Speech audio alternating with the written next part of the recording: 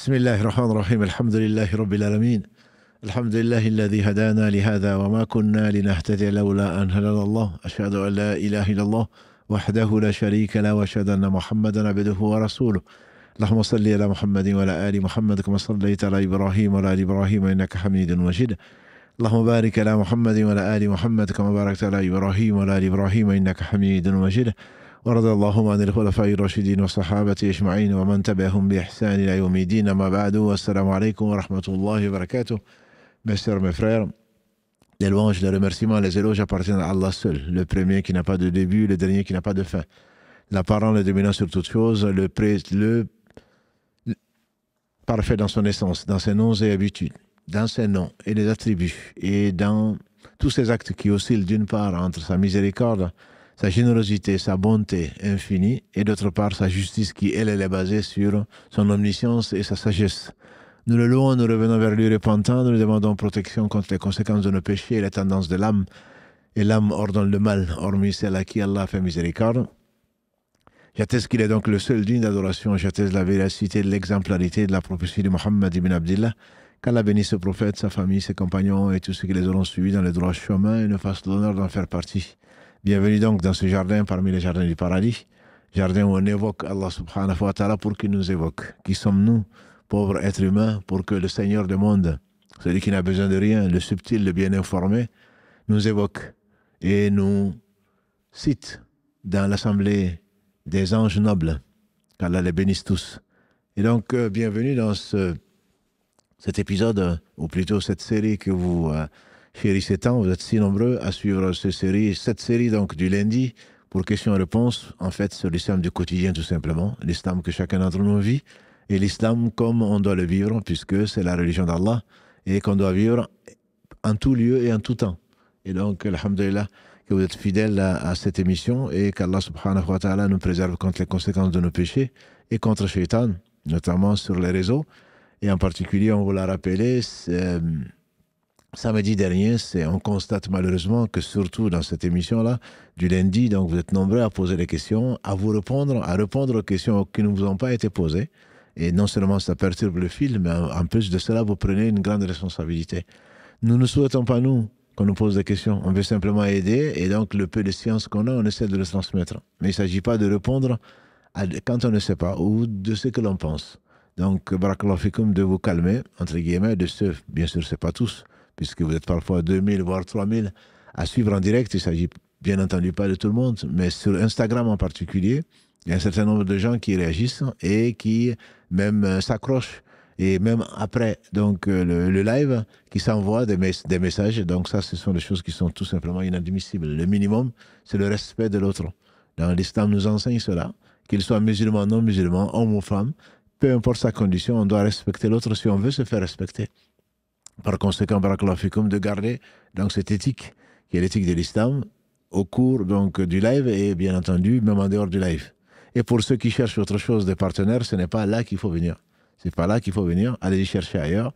Le live n'a pas été fait pour ça. Il est fait pour que l'on reste ensemble dans ce cercle qu'on espère béni par Allah subhanahu wa ta'ala, et que celui qui vient pour autre chose peut aller visiter certainement d'autres sites. Le site n'a pas été fait pour cela.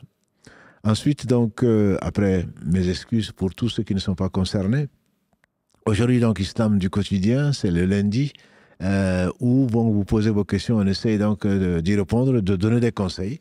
Bien sûr, le conseilleur n'est pas celui qui paye, il s'agit juste de donner, à partir de ce que Allah nous inspire, de ce que nous savons, de donner les conseils qui sont peut-être les plus proches de la réponse, dans la mesure où c'est basé sur, pas nos opinions, c'est basé sur l'islam, et c'est que donc Allah subhanahu wa ta'ala a enseigné à qui il a voulu.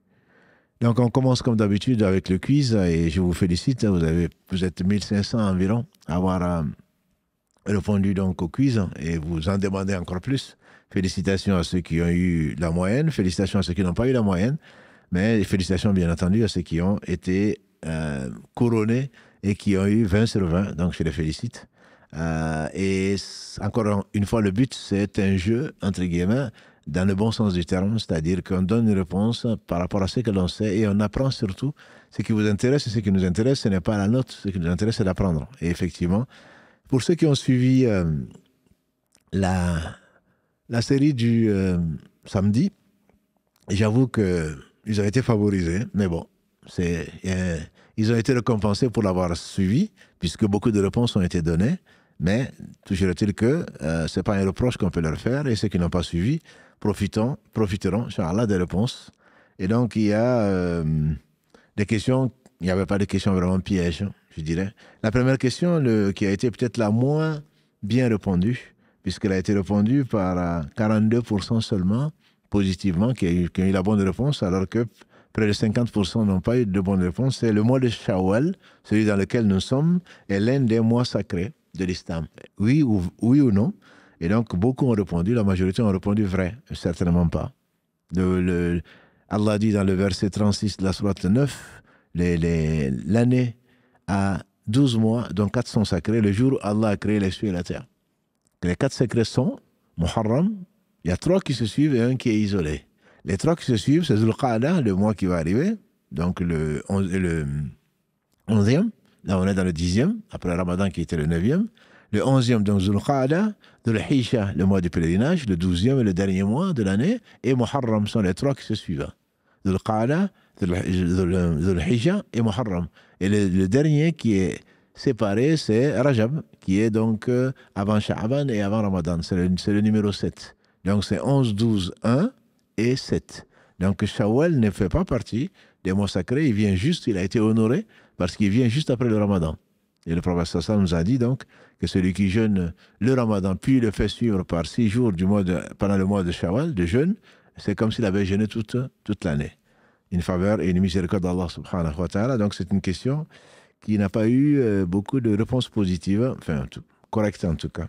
Deuxièmement, jeûner les 6 jours de Shawwal est une obligation, oui ou non? Vous avez été très nombreux, pratiquement 99%, à répondre que ce n'est pas une obligation, effectivement. C'est le jeûne du mois de Ramadan qui est une obligation, pas celui de Shawwal. Shawwal, c'est un bonus. Troisième question, le jeûne de 6 jours de Shawwal permet de se faire pardonner les péchés d'un an, de compléter le jeûne de Ramadan, effacer les péchés survenus au cours du mois de Ramadan. Vous avez été encore nombreux, 84%, à donner la bonne réponse. Compléter le jeûne de Ramadan.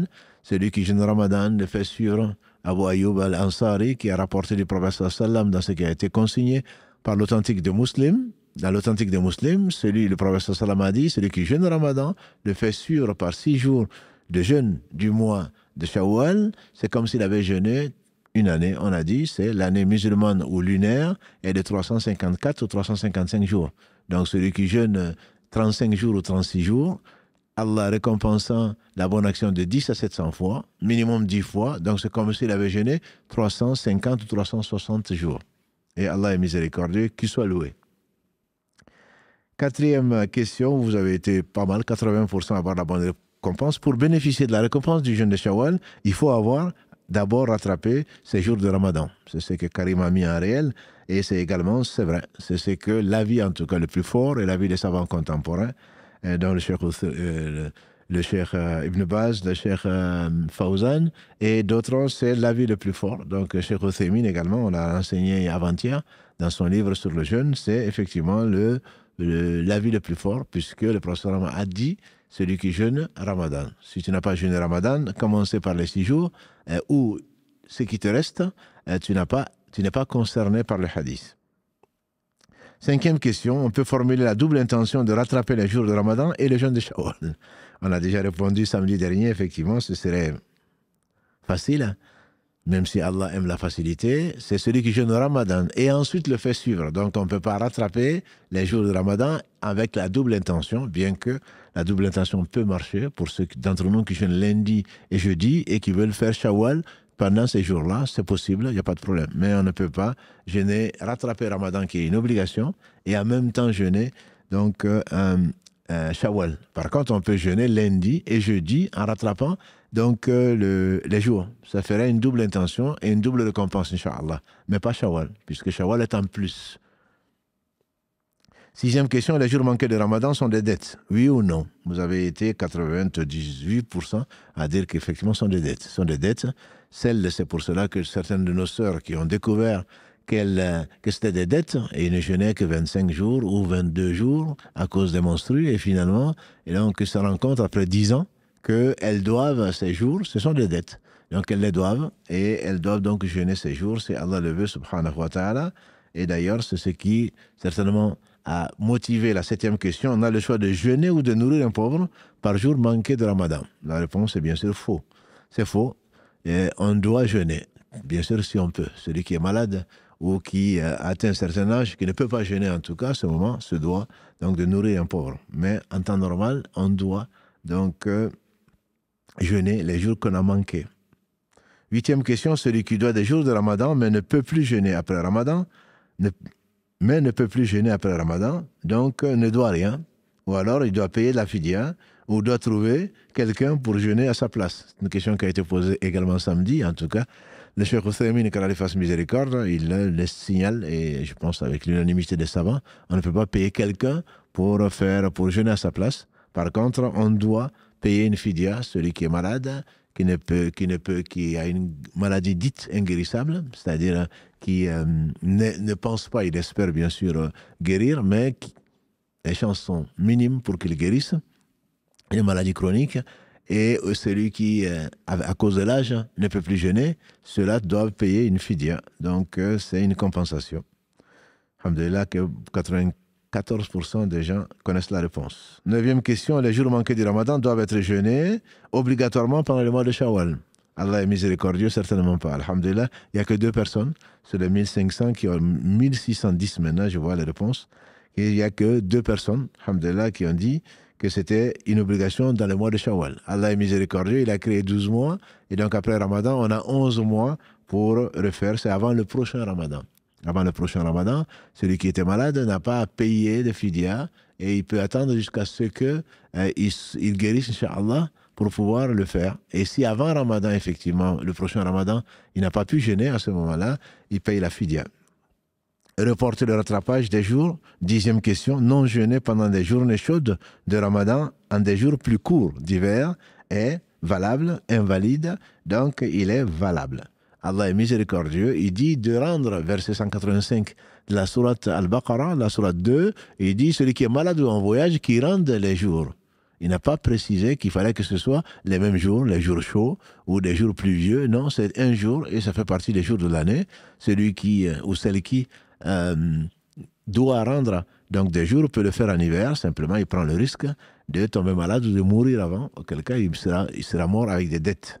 Donc, le plus tôt, c'est le mieux, mais on peut le rendre, alhamdulillah, le reporter jusqu'en hiver, surtout quand on est dans des régions dites anormales, où on peut avoir des journées de 16 heures. Quand le ramadan, dans l'hémisphère sud, actuellement, peut être 16 heures, ou dans l'hémisphère nord, parfois, notamment au mois de juin, peut être de 16 heures. On peut très bien attendre des journées plus courtes pour les rendre, mais avec, encore une fois, le risque de mourir avec des dettes. 11e question, arrivée au prochain Ramadan, les jours non jeûnés ne peuvent plus être rattrapés, doivent être compensés par la fidya et doivent être jeûnés. Donc, une majorité relative, 44%, ont répondu doivent être jeûnés. Même si on ne les a pas jeûnés, on est endetté, on doit les jeûner. On ne compense pas par la fidya. En donnant à manger, non. J'ai déjà entendu ça, j'ai attendu, finalement je me suis fait surprendre par le temps, et donc le ramadan est déjà arrivé, je ne peux pas jeûner, donc je vais donner une fidya. Non. Certains savants disent qu'il faut donner une fidya, mais il faut jeûner quand même après. La fidya, c'est pour compenser, c'est l'avis d'Abu Huraira, en tout cas, on le rapporte ça de son avis, de même qu'Ibn Abbas, qu'il faut quand même racheter, entre guillemets, cette erreur et ce péché qu'on a fait. Allah nous a donné 11 mois, on n'a pas jeûné, on l'a laissé passer. Sauf bien sûr si la personne a été malade, auquel cas il n'a pas de compensation à faire. Mais les savants discutent de la validité, de l'authenticité plutôt, de ces dires, mais toujours est-il qu'il faut rendre le jour. Il faut rendre le jour et le jeûner même si c'est après 10 ans.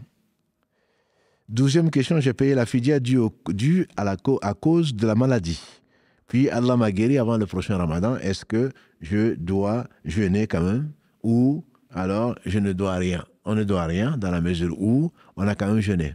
On a payé la fidya, on a compensé, pensant qu'on n'allait pas guérir. Allah nous a guéris, donc on a déjà compensé, on n'est pas obligé. On peut bien sûr jeûner, et jeûner n'a pas d'équivalent. Celui qui jeûne un seul jour, donc comme on le verra dans la question suivante, a une énorme récompense. Donc jeûner, c'est très bien, mais ce n'est pas une obligation pour celui qui a déjà payé la fidya. Ce n'est pas une obligation, donc, de jeûner. 13e question pour le jeûne de rattrapage. Je dois informer l'intention avant l'aube. C'est ce qu'on a dit, effectivement, la réponse est vraie.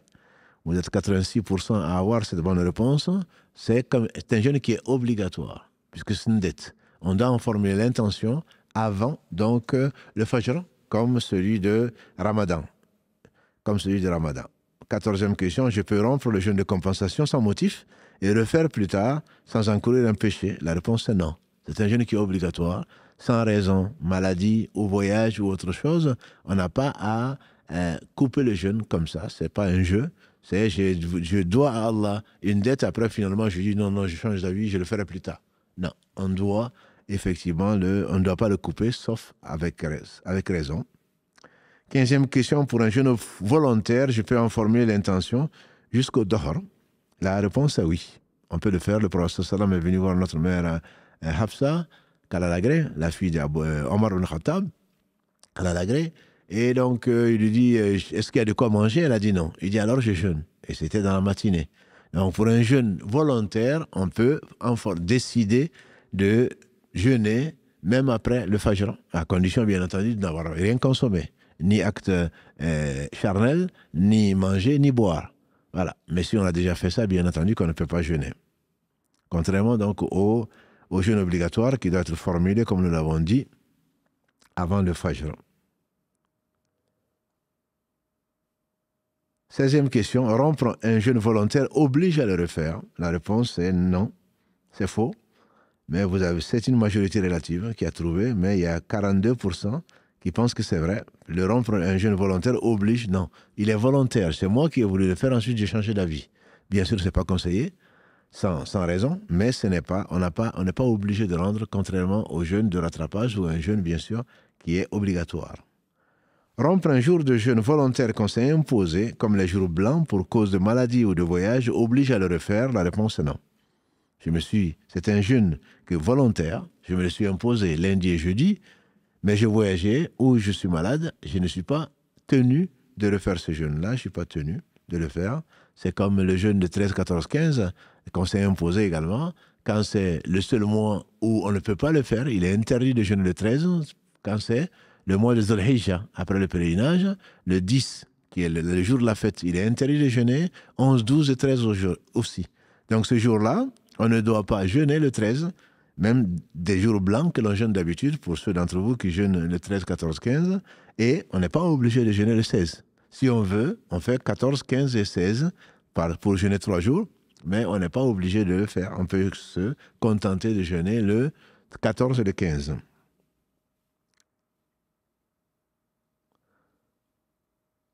Le jeûne volontaire, 18e question. Le jeûne volontaire, pendant toute l'année, est interdit, conseillé. Il est interdit. Le prophète sallam a dit, celui qui jeûne toute l'année n'a pas jeûné. Il n'a pas jeûné, c'est-à-dire que c'est interdit de jeûner. Donc ce jour-là, c'est interdit de jeûner toute l'année. Il y a même si on doit jeûner, il y a ces jours-là, donc les 2 jours, ne serait-ce que les 2 aïds sont interdits de jeûner, de même que le 11, 12, 13, donc du mois de Dhul Hijjah. Jeûner toute l'année, c'est interdit. 19e question. Le prophète souhaitait, sallallahu alayhi wa sallam, que le jeûne fasse partie des œuvres présentées à son Seigneur les mardis et vendredis, les samedis et mercredis, ou les lundis et jeudis. La réponse, à quasi-unanimité, à 98%, c'est un hadith, c'est bien le lundi et le jeudi, c'est bien connu. Dernière question, dernière réponse donc, c'est celui qui jeûne un jour pour Allah verra sa face éloignée de l'enfer de la distance de 7 ans, 70 ans, 700 ans. C'est de 70 années de marche. Et un frère, Mohammed Barakallahu, a estimé, d'après les calculs, que cela faisait donc, on a dit, 3 millions de kilomètres par jour jeûné, que Allah nous éloigne notre face donc de l'enfer et qu'Allah nous préserve de l'enfer. Voilà donc les réponses au quiz. Et Inch'Allah, dimanche prochain, on vous proposera un autre quiz et je vous réserve donc la surprise donc, de ce quiz dont qu'on corrigera, Inch'Allah, comme on a pris l'habitude de le faire maintenant, les 20 premières minutes donc de cette émission lundi réservée donc à vos questions qui sont ouvertes, qui est l'islam du quotidien. Donc, on va maintenant prendre les questions avec priorité aux questions au direct. Karim? Allô, oui. Allô, salam alaikum. Wa alaykum salam wa Oui, rahmatullah. bonsoir, salam alaikum. Alaykum salam. Merci beaucoup encore pour tout ce que vous faites. Barakallahu fik. Vraiment, c'est merveilleux. Qu'Allah vous récompense pour tout. Barakallahu fik, ma sœur. J'ai une question. Est-ce qu'une femme menstruée ou en état de lochi peut se lever pour tahajjud et invoquer sans faire la prière? Est-ce que Allah il accepte les doigts quand même? Allah subhanahu wa ta'ala, c'est lui qui a voulu spécialement descendre comme ici à Sa Majesté, a dit le prophète sallam, pour demander qui est-ce qui me demande, je lui donne, qui est-ce qui me demande pardon, je lui pardonne, qui est-ce qui me demande autre chose, je lui donne. Donc non, on peut bien entendu, je dirais même que c'est conseillé. Mais Allah vous permet, alhamdulillah, pendant cette période-là de ne pas prier.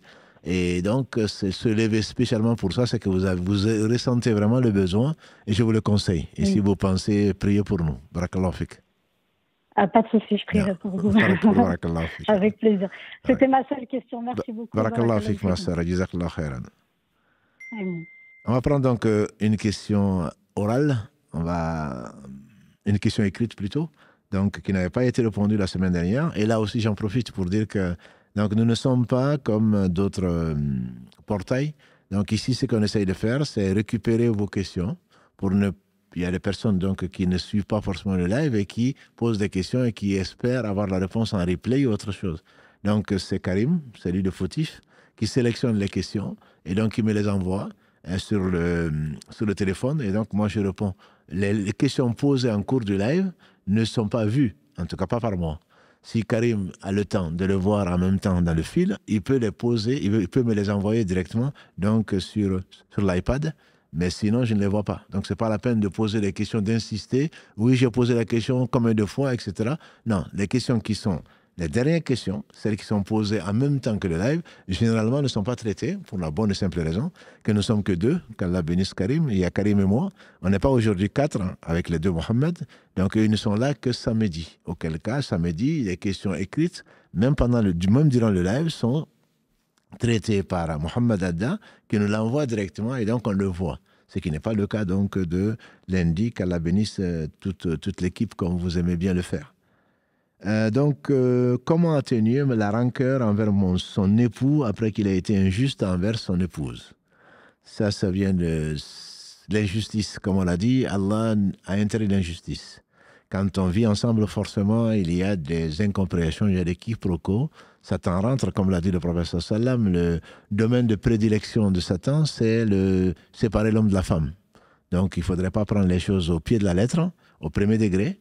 Et il arrive, bien entendu, comme on dit au Mali, ceux qui sont restés le plus longtemps ensemble, ce sont les dents et la langue. Il arrive aux dents de mordre la langue. Donc, il arrive des incompréhensions, il arrive des frictions. Tant qu'il y a de la vie, il y a de la friction. Quand il y a de la friction, c'est preuve de vie. C'est des preuves de vie, mais bien entendu dans le respect et dans l'éthique. Il faut respecter son épouse, il faut respecter son époux. De l'injustice, non. Ça, ce n'est pas permis. Ce n'est pas permis. Allah l'a interdit. Ce n'est pas permis. Après qu'elle se fâche, la rancœur, le prophète nous a dit vis-à-vis de l'épouse, j'imagine donc vis-à-vis de l'époux aussi, qu'aucun d'entre vous ne déteste son épouse. S'il voit en elle ce qui ne lui plaît pas, alors qu'il pense à ses qualités. Donc l'injustice n'est pas acceptable. Et c'est peu, on espère, pour l'injuste qui viendra demander pardon, qui va essayer de le réparer. Donc il ne faut pas laisser la porte ouverte à Shaitan. Il faut penser aux qualités. Et elle en a certainement, puisque vous avez choisi cet époux, c'est qu'il en a. Il a des qualités. Là, il a fait une erreur et qu'il n'en fait pas.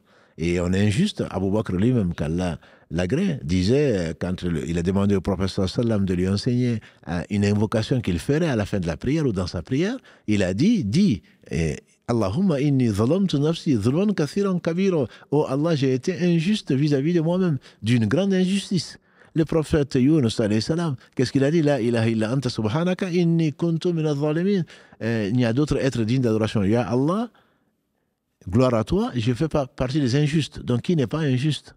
Simplement l'injustice qui n'est pas pardonnée par Allah, c'est l'association à Allah, c'est le shirk.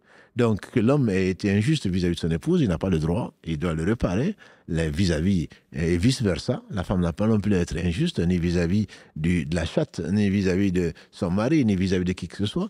Mais Ce n'est pas une raison pour jeter le bébé avec l'eau du bain.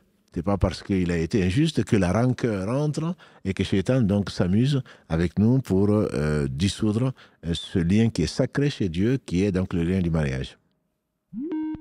Allô? Oui, allô, salam alaikum. Wa alaykum salam wa rahmatullah. Oui, j'avais des questions à vous poser. Une question, s'il vous plaît. Oui, au sujet du mariage, parce que ça fait beaucoup de temps que ça me trouble,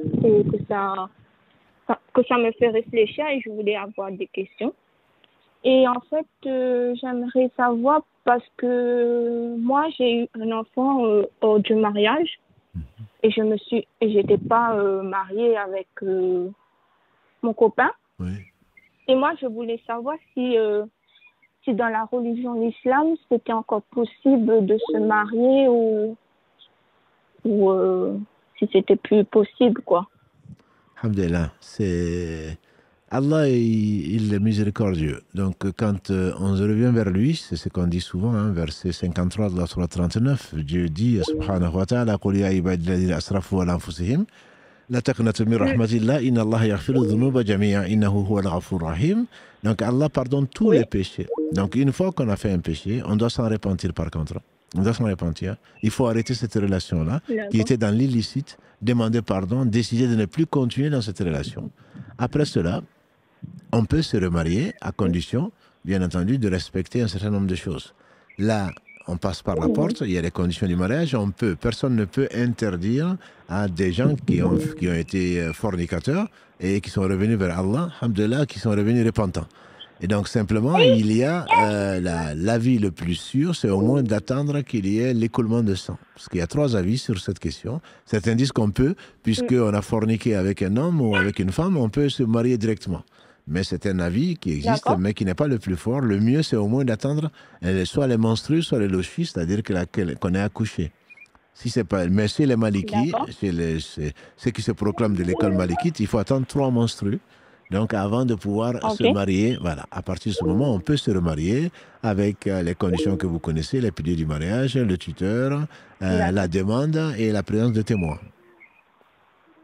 D'accord. Et j'aimerais savoir s'il faut se remarier avec la même personne ou c'est... Bien sûr, je pensais que vous pensiez de parler de la même personne. Même si on a déjà eu des relations hors mariage avec quelqu'un, on peut l'épouser comme on peut épouser quelqu'un d'autre. Quelqu'un d'autre, le problème ne se pose pas. Après repentir, on peut se marier avec qui on veut. Et Allah, lui, pardonne tous les péchés. Allah pardonne tout péché pour celui qui revient vers lui repentant sincèrement, oui, c'est très certainement. Amen. Et oui. On va pas monopoliser la question, s'il vous plaît. On va s'arrêter là, Inch'Allah. Et si vous voulez, vous pouvez, pour laisser la place à d'autres personnes qui voudraient poser aussi des questions, Inch'Allah. D'accord, ben merci beaucoup. Avec plaisir. Barakallahu fik. Au revoir. Au revoir. Une question donc écrite.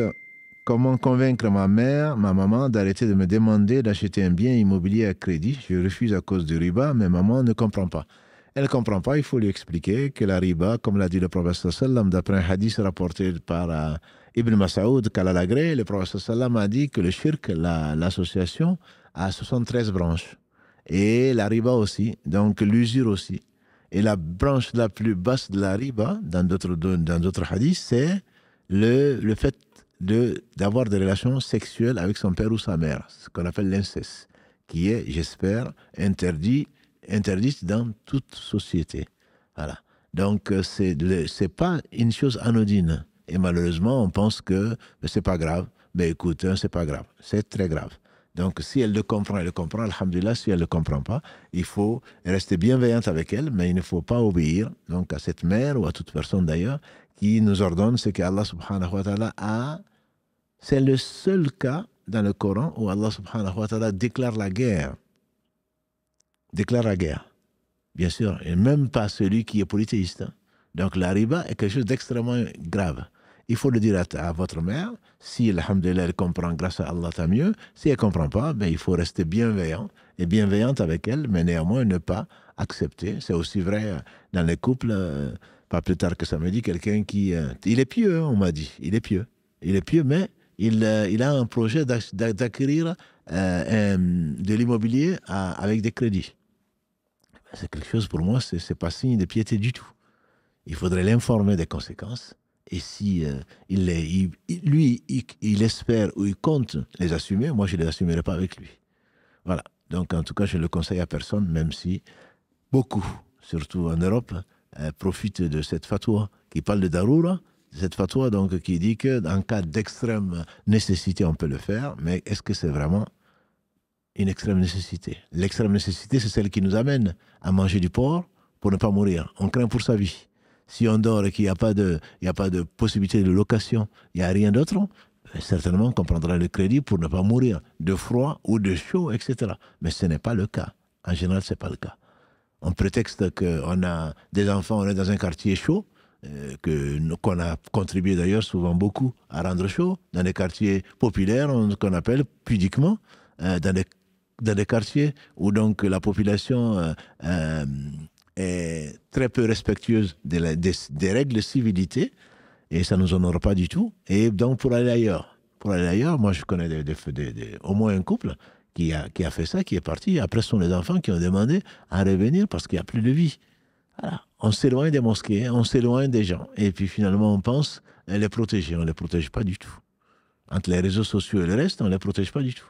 Donc, quand celui qui veut se protéger, il protège sa religion. Il protège son cœur. Et il essaye d'avoir les meilleures relations avec son Seigneur. C'est le Seigneur qui protège. Wallahu a'la wa a'lam. Allô, oui. Salam alaikum wa rahmatullah. Wa alaykum salam wa rahmatullah wa barakatuh. J'espère que vous allez bien, Inch'Allah. Et je voulais vous poser une question. Oui, nous vous écoutons. Alors, mes neveux se sont fait tahar hier et aujourd'hui. Oui. Et alhamdoulilah, ça s'est bien passé. Et le frère, il nous a dit d'enterrer le prépuce. Sauf qu'on n'a aucune information à ce sujet. Oui. Et je voulais savoir qu'est-ce qu'on doit faire du prépuce. Alhamdulillah, moi, à ma connaissance, il n'y a rien de spécial qui est venu légiférer, un hadith authentique qui est venu légiférer par rapport à ce qu'on fait par rapport au prépuce. Le prépuce, c'est comme, pour ceux qui ne savent pas ce que c'est, quand donc, il y a une circoncision, c'est ce qu'on enlève. Donc, à ma connaissance, peut-être que les gens craignent dans les coutumes que ce soit utilisé pour la sorcellerie ou pour autre chose. Et pour moi, c'est plus des us et coutumes que ce soit quelque chose de légiféré. À ma connaissance, il n'y a rien qui n'oblige ou de définir la destination donc, de ce morceau de peau qui n'est pas autre chose que... C'est comme ceux qui disent qu'il faut enterrer les ongles quand on les coupe. Je ne connais rien qui le dise, sauf que je vous dis encore une fois, de crainte. Malheureusement, on est entouré, l'environnement n'est pas sain et les gens utilisent tout et n'importe quoi pour faire de la sorcellerie. Je le vois plutôt dans ce sens-là, plutôt qu'autre chose. D'accord. Barakallahu fik. Allah yabarak ma sœur. Jazakallah khairan. Une question donc écrite que répondre à une personne qui dit « Je voudrais prier, mais je n'ai pas la foi ». Il faut d'abord avoir la foi pour prier. C'est ce que j'ai discuté il y a une demi-heure avec quelqu'un qui veut prier avec les musulmans et qui dit qu'il n'a pas la foi. Non, la première des choses, c'est ce qu'on sera interrogé dans la tombe, c'est qui est ton Seigneur. Si on n'a pas la foi, qui prier? Ça devient de faire de la gym.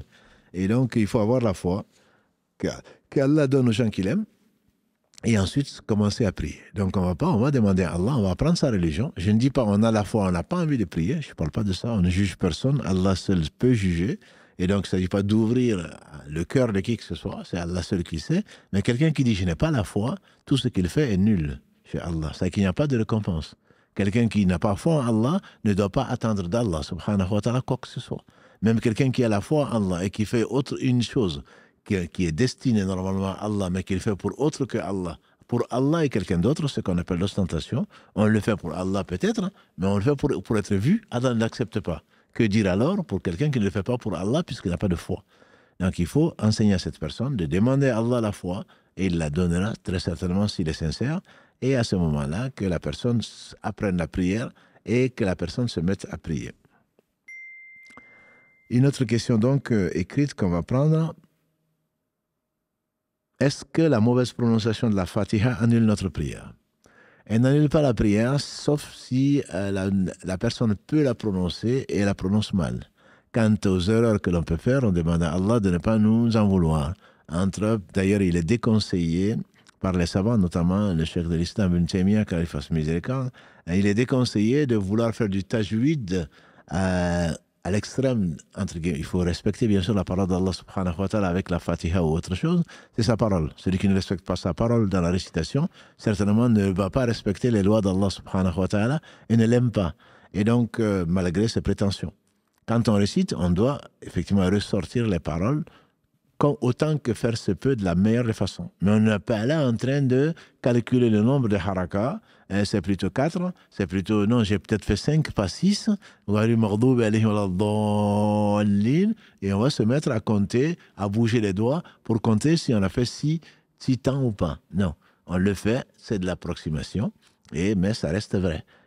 Entre sirata et sirata, entre sin et sad, qu'on fasse des efforts pour que la sortie soit bonne, oui. Mais on ne va pas rester 5 minutes sur sirata, parce que non, j'ai pas dit sirata, j'ai pas dit le sad, ça ressemble à un signe. Ça vient de shaitan.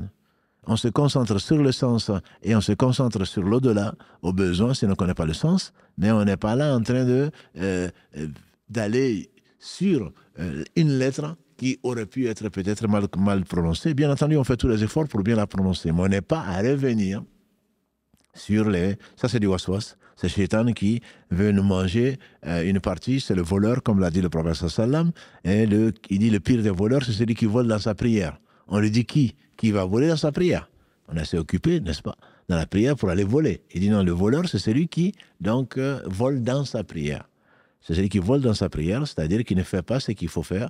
Et donc, on aura chacun, comme il a dit alayhi salatu wassalam, notre prière, la moitié, le tiers, le quart, jusqu'au 10e. Donc, si on n'est pas concentré, on est concentré sur la lettre, mais pas concentré sur le cœur, l'esprit même de la prière, qu'on est en face d'Allah subhanahu wa ta'ala, le Seigneur des mondes. Si on ne réalise pas ça, on est en train de chercher à voir si c'est un fa ou c'est plutôt on l'a prononcé comme un ta. Encore une fois, il faut être sérieux. C'est la parole d'Allah, on n'a pas le droit de la déformer sciemment. Mais si elle est déformée ou s'il y a des erreurs, alhamdulillah, Allah ne nous en voudra pas, comme il le dit dans la sourate 2, verset 286. Rabbana la tu'akhidna in nasina aw akhta'na. Seigneur, ne nous tiens pas rigueur si nous avons oublié ou si on se trompe. Si on se trompe. Wallahu a'la wa a'lam. Allô, oui. Allô. Oui, salam. Wa alaykum salam wa rahmatullah. Merci beaucoup pour vous et votre équipe pour tout ce que vous nous apportez, les messages, les compléments. Qu'Allah vous récompense, qu'Allah vous donne le fil d'Arras. Amin, barakallahu fik, ainsi qu'à vous. Oui. Merci Amin, monsieur. Je suis trop contente de vous avoir. Barakallahu fik. En fait, ma question, elle est par rapport au riba. Oui. Parce qu'en fait, on entend beaucoup de choses, crédit, pas crédit. Mais je voulais savoir par rapport au leasing. Oui. Parce qu'en fait, il y a des sociétés, aujourd'hui, ils font des... par exemple, on peut acheter un véhicule et on va le payer en plusieurs fois. Oui. Et est-ce que ça va compter dans le riba ou pas du tout? Parce qu'en fait, le leasing, t'as pas payé tout. En fait, c'est tous les mois, c'est une location. Attention, je pense qu'on parle peut-être pas la même chose. Moi, le leasing que je connais, c'est en fait, oui, c'est une location avec option d'achat. C'est ce que vous appelez les LOA.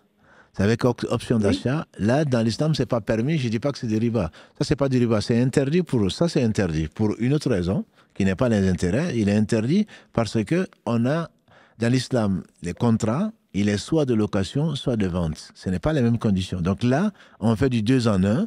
Ce n'est ni de la location, ni de la vente. On fait en même temps de la location et en même temps de la vente. Donc, soit on fait une location de longue durée, soit on achète. Mais si on achète, on peut le faire en plusieurs fois, mais il faut faire attention.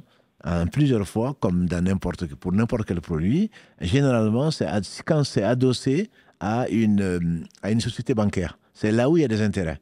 C'est-à-dire que plus de 3 fois en général, c'est toujours adossé, je ne vais pas faire de publicité pour une société bancaire, c'est généralement adossé à une société de prêt. Donc, ce n'est pas nous qui payons, mais en réalité, c'est le vendeur, entre guillemets, ou la société qui vend, qui paye donc, à cette société-là. Mais comme nous avons contribué, nous, à cette transaction, donc c'est nous qui avons permis, comme dans l'immobilier, c'est nous qui avons permis donc, qu'il y ait ce contrat. Par exemple, pour ne pas parler que du leasing, mais en général, quand on va, quelqu'un vient nous dit je veux acheter une maison à crédit, mais la banque va plutôt, je vais prendre crédit à la banque, mais j'ai besoin d'un papier, d'un devis ou d'une attestation en disant que vous me vendez la maison. Donc, le fait, il vient avec 100 000 euros, 400 000 euros, je vends ma maison. Mais s'il me demande un papier comme quoi je lui vends et je sais qu'il va aller à la banque pour prendre le crédit, je participe au crédit. Même si c'est pas moi qui ai emprunté. Voilà. Donc, voilà la différence. En plusieurs fois, c'est possible, mais à condition que dans les notes, souvent, ils écrivent, dans les notes, qu'il n'y ait pas adossé du crédit dedans et une société bancaire, donc, qui fait crédit. Mais ça veut dire quoi ce que vous me dites? Je ne comprends pas. Ça veut dire que le leasing, en gros, on n'a pas le droit, quoi. Ne sais pas en gros. C'est ce que je vous ai dit en première réponse. Je vous ai dit le leasing, il est interdit, pas à cause du riba, il est interdit parce qu'il y a 2 contrats en un. Et dans l'islam, ce n'est pas permis de faire 2 contrats en un seul contrat. C'est soit de la location, soit de la vente. C'est ce que je vous ai dit quand je vous ai répondu. D'accord. Voilà. Okay. D'accord. Merci beaucoup. Avec plaisir. Salam alaikum. Alaykoum salam. Au revoir. Donc, une question à l'écrit. Est-ce possible de prier à la mosquée si nous sommes atteints d'une grippe ou qu'on porte un masque? Là, Allah sait qu'on est grippé et donc on se doit de se protéger et de protéger les autres.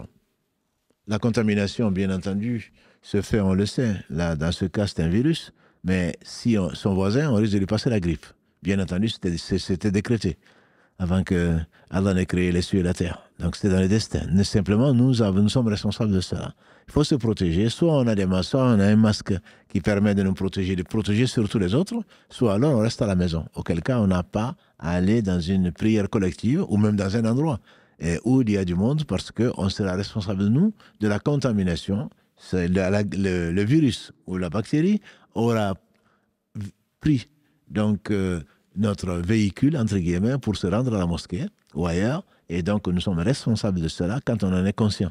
Bien entendu, si on n'est pas conscient et qu'on ne savait pas qu'on était malade, qu'on était porteur du Covid ou de la grippe ou autre chose, on n'est pas responsable. Mais quand on le sait, quand on sait qu'on est positif, ne faites vraiment pas, mes frères et sœurs, comme cet idiot, je l'appelle idiot, qui était positif au Covid, qui dit « je vais aller à la mosquée et de transmettre aux autres, comme ça ils vont avoir des péchés en moins ».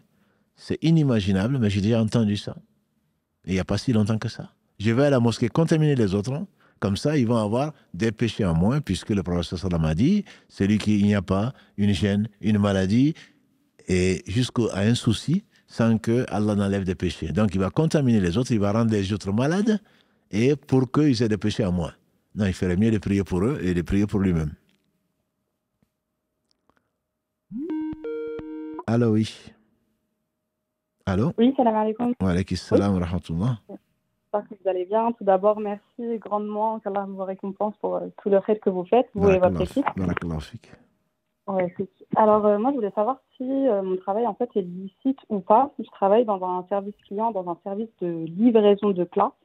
Moi, personnellement, je ne touche pas aux plats, je ne les prépare pas, je ne les livre pas. Mais la société, elle livre des plats, dont des plats halal, mais aussi des plats où il y a du porc. Donc, je voulais savoir si même je n'y touche pas et je ne les vends pas en soi, est-ce que mon travail il reste licite ou pas, sachant que c'est un travail qui me permet de porter mon hijab librement et faire mes prières à l'heure. Alhamdulillah, c'est une question du quotidien, effectivement. Allah vous éprouve par ceci comme il éprouve les autres par autre chose. Je ne vais pas parler spécialement de ce travail, c'est le travail en général. C'est-à-dire que quand on livre du haram, même si on ne le fait pas, on est concerné. Si la société ne fait que ça, très certainement, on vit du haram. Maintenant, si la société fait du halal et du haram, on prie Allah qu'on ne soit pas concerné par ça parce qu'on ne livre pas. Mais aller livrer du haram, ce qui n'est pas votre cas, si la société fait du halal et du haram, on ne peut pas dire qu'on dira que c'est déconseillé de travailler là. Mais une fois, s'il y a du halal dedans, on ne peut pas empêcher la personne d'y travailler. Mais on le déconseillera très fortement. Et si vous êtes une personne qui a sa propre charge et qui n'a pas de quoi subvenir à ses besoins, on dira de continuer à travailler là, mais de chercher activement une autre source de revenus qui soit halal. D'accord, très bien. Voilà, Allah très clair. yabarak fik, ma Merci sœur. beaucoup. Jazakallah khairan. Mm. Une question donc, y a-t-il une différence entre la spiritualité et la religion? Il y a une différence, oui. Spiritualité, c'est quelque chose de flou, de défini. Moi, je crois, je sais qu'il n'y a pas que ce bas monde-là, je sais qu'il faut faire du bien. Donc, ça vient de l'esprit. Hein. C'est que mon esprit est ouvert et il y a beaucoup de spiritualité. Alors que la religion, il y a un code, il y a des croyances. La spiritualité n'a pas besoin de croyances. On croit en quoi? En rien. Et puis, bon, je pense qu'il y a des valeurs, il y a l'humanisme, il y a ceci, ça peut s'appeler spiritualité. Alors que la religion a des codes, donc comme par exemple l'islam qui est connu, 5 piliers, la foi, il faut jeûner, il ne faut pas faire ceci, il ne faut pas faire cela. Il y a un code, donc il y a une religion. Christianisme pareil, judaïsme pareil, bouddhisme pareil, c'est une religion.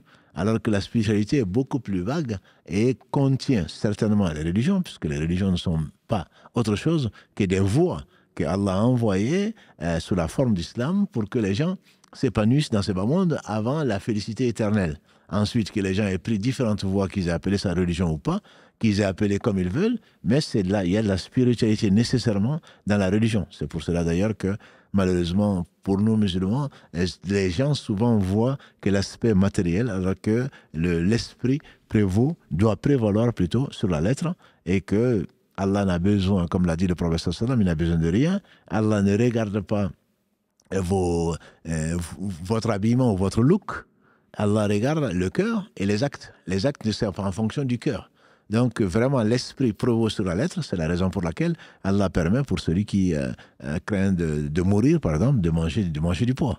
Voilà. Donc, parce que l'esprit, c'est de conserver ce qu'Allah nous a donné comme élément essentiel qui est la vie. Même si ça devait aller empiéter ou aller, ou même s'il faut faire une entorse par rapport au principe, parce que l'esprit prévaut sur la lettre. Maintenant, si l'esprit et la lettre peuvent être conciliés, bien entendu qu'on respecte la lettre. La religion, il y a des règles, il y a des règles qui ne plaisent pas à tout le monde, mais quand on croit, quand on sait qu'Allah, c'est lui qui l'a envoyé par pure miséricorde, qui n'a besoin de rien, on s'y plie, sachant qu'il est sage, et s'il l'a fait, ce n'est pas pour nous punir, c'est pour nous faire miséricorde. Donc, une religion a des règles à suivre, une croyance en général, et des règles à suivre, alors qu'une spiritualité n'a pas forcément ces règles-là. Allô, oui. Allô. Salam alaikum. Wa alaykum salam wa Salam rahmatullah. alaikum. Je vais d'abord vous remercier pour ce que vous faites, ainsi que les personnes qui travaillent avec vous à la mosquée. J'ai une petite question. Oui. Voilà, je suis séparée de mon ex-mari depuis 9 ans. On a eu un fils ensemble et en fait, il est démissionnaire. Et disons que j'ai un peu enjolivé la vérité à mon fils pour qu'il n'ait pas une mauvaise image de son père.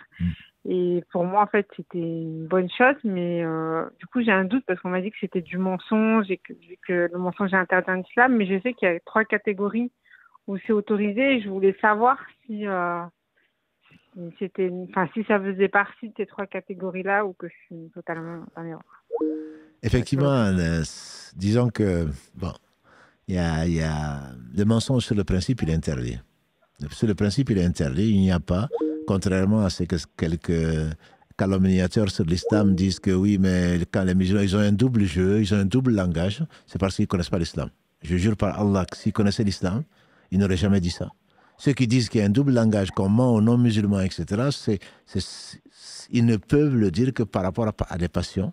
Si des musulmans le font, ils ne craignent pas Dieu, ça c'est sûr. Dieu interdit le mensonge. Le prophète m'a dit, je vous mets en garde contre le mensonge. Le mensonge amène à la perversion, le foujour. Et le foujour et la perversion amènent à l'enfer, dit le prophète sallallahu. Je vous mets en garde. L'homme ne cesse pas de mentir, au point d'être inscrit parmi les menteurs chez Dieu. Donc je l'affirme, parce que ce sont des choses que l'on entend. Oui, mais vous dites ça, mais vous pensez autre chose. Dans l'islam, on n'a pas le droit de mentir, sauf effectivement quand la parole n'est qu'un but pour atteindre un but plus noble. Si on ne peut pas l'atteindre que par cela, à ce moment, il est permis de mentir. Et même là, il y a des allusions que l'on fait, mieux vaut ne pas mentir. Ces 3 cas, comme l'a dit l'imam An-Nawawi, quand il fasse miséricorde dans le chapitre dans Riyad Salihin, dans le chapitre qui concerne le mensonge, c'est le fait de sauver une vie. Quand la vie est en cause, on peut mentir parce que la vie l'emporte sur la religion, donc ça on peut le faire. C'est également pour concilier. pour concilier deux personnes. Et encore, il ne s'agit pas de mentir. On peut dire, par exemple, quand quelqu'un a de la haine contre l'autre, mais pourquoi tu n'aimes pas cette personne? Elle prie pour toi. Elle prie pour toi. C'est comment quelqu'un qui prie pour toi, tu peux avoir de la haine pour la personne. Et c'est vrai qu'elle prie pour toi. Quand il demande « Ihdina as-sirata al-mustaqim », il parle de tous les musulmans. Guide-nous, même tous les humains, guide-nous dans le droit chemin. Voilà. Donc la personne prie, pas spécialement pour cette personne-là. Donc le mieux serait encore, comme l'a fait le prophète sallam, c'est une vérité. Il a dit à sa tante, une vieille personne, non, ne rentre pas au paradis, donc les vieilles personnes. Elle s'est mise à pleurer parce qu'elle avait un certain âge. Et en fait, il a dit, quand elles rentreront, elles auront 33 ans. Et effectivement, on rentrera au paradis à 33 ans. Donc, ce n'est pas du mensonge. C'est pas du mensonge. Et donc là, je disais donc, dans la guerre, entre guillemets, il y a le fait donc de réconcilier deux personnes, parce que c'est très important. Et enfin donc, ce que l'homme peut dire de sa femme, ça ne veut pas dire que l'homme a le droit, comme certains le font, de mentir à leur femme. Pas du tout. C'est leur sœur, c'est un humain, donc c'est interdit de mentir à un homme comme à une femme, à son époux comme à son épouse. Simplement, imaginons qu'on est fâché, qu'elle dise « Est-ce que tu m'aimes encore ?» Tu dis « Mais c'est quelle question ça ?» Ou que tu dises « Oui ». Donc ce n'est pas, c'est de la conciliation et en même temps, c'est pas faux. Ne serait-ce que tu l'aimes pour Dieu. Voilà, donc c'est possible. Ça, ce sont ces trois cas. Ensuite, ton cas, tu fais bien de ne pas dénigrer, et je te félicite, parce que malheureusement, après divorce, souvent, les membres du couple, ou de l'ancien couple, du couple dissous, vont dénigrer l'autre pour se récupérer l'enfant, pour avoir l'enfant de son côté. Ne mettez pas, écartez les enfants de nos conflits. Écartons les enfants de nos conflits. On n'a pas le droit. Dire du mal de son père, ce n'est pas bien. L'enfant finira par nous haïr d'ailleurs après. Donc, il ne faut pas le faire. Par contre, dire ce que le père n'a pas, je ne vous conseillerais pas. Pour moi, c'est un mensonge. Et ton père, il est ceci, il est ceci, il est cela, alors qu'il ne l'est pas, il ne faut pas le faire. Par contre, dire ton père, c'est quelqu'un qui t'aime tant, ton père, c'est quelqu'un qui ferait ceci pour toi, oui, ça, vous pouvez le dire, mais je ne vous conseille pas de dire, d'inventer, entre guillemets, des qualités qu'il n'a pas, parce que quand il va découvrir, et ça arrivera, peut-être un jour, quand il va découvrir que ces qualités ne sont pas là, quand il va découvrir les défauts que vous n'êtes pas obligé de dire, et je vous conseille même de ne pas le dire, quand il va les découvrir, il va dire « ma mère m'a trompé, ma mère a menti ». Donc la confiance entre vous va être donc rompue. Je ne vous conseille pas d'inventer des qualités que votre ex-mari n'a pas. Mais par contre, de présenter une belle image de cet homme qui est son père, oui, ça c'est ce que je vous conseillerais.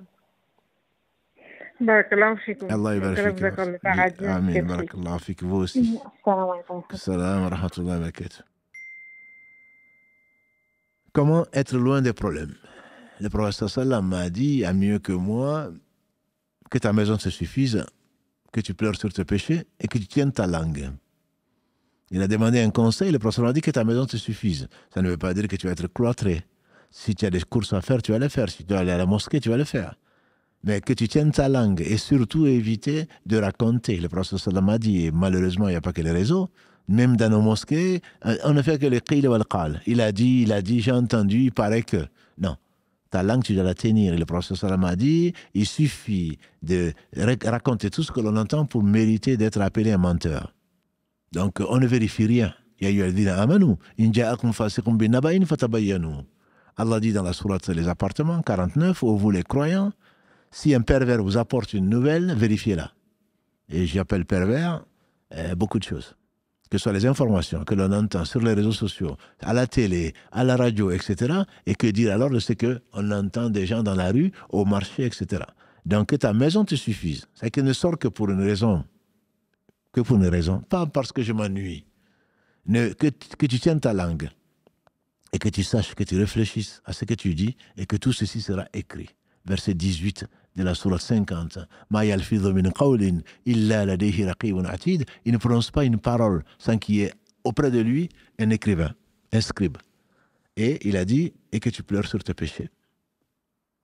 Analyse donc. Focalise-toi sur ta propre personne plutôt que de voir. On fait dire à Jésus, sur lui la paix divine, on fait dire à Jésus, regarde la poutre qui est dans ton œil plutôt que de regarder la paille qui est dans l'œil du voisin. Nous, on est souvent là, tu n'as pas vu ce qu'il a dit, tu n'as pas vu ce qu'ils ont fait, et toi, ce que tu es en train de faire, c'est peut-être pire. C'est peut-être pire. notamment la médisance pour dire le secret ou ce que ton frère ou ta sœur n'aimerait pas entendre. Focalise-toi sur tes travail, sur toi-même, sur ton âme, plutôt que de critiquer les autres.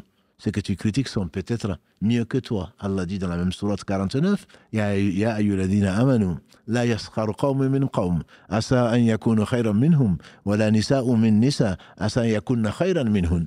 Oh, vous les croyants, qu'un peuple ne se moque pas d'un autre peuple. Il se peut que ceux dont on se moque soient meilleurs que ceux qui se moquent. Et que les femmes ne se moquent pas d'autres femmes, il se peut que celles dont on se moque soient meilleures que celles qui se moquent.